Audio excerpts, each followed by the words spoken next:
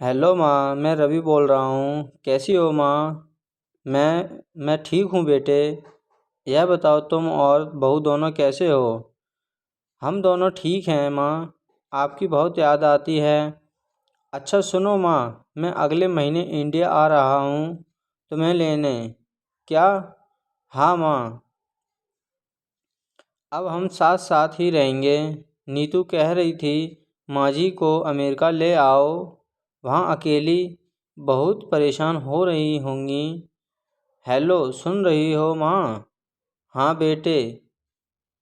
बूढ़ी आंखों से खुशी की अश्रुधारा वह निकली। बेटे और बहू का प्यार नस नस में दौड़ने लगा। जीवन के 70 साल गुजार चुकी सावित्री ने जल्दी से अपने पल्लू से आंसू पोंछे और बेटे से बात करने लगी। पूरे 2 साल बाद बेटा घर आ रहा था।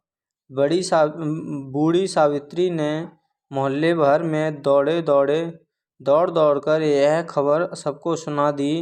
सभी खुश थे कि चलो बुढ़ापा चैन से बेटे और बहू के साथ गुजर जाएगा।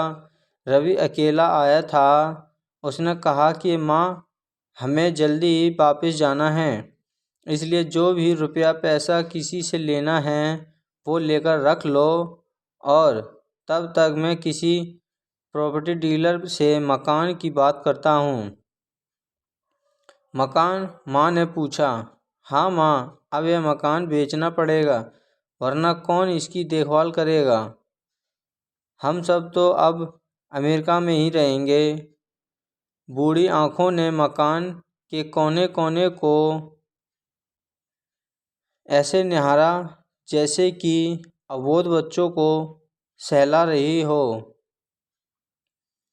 आनन फानन और औने पौने दाम में रवि ने मकान बेच दिया।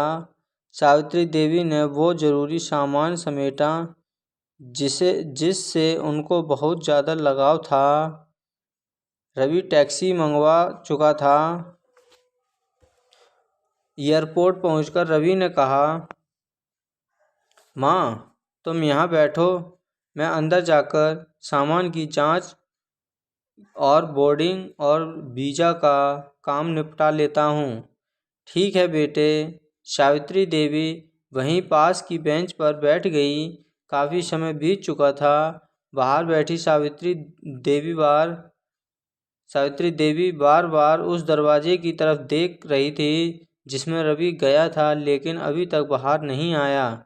शायद अंदर बहुत भीड़ होगी, सोचकर बूढ़ी आंखें फिर से टकट की लगाए देखने लगती। अंधेरा हो चुका था। एयरपोर्ट के बाहर गहमा गहमी कम हो चुकी थी। माँ जी,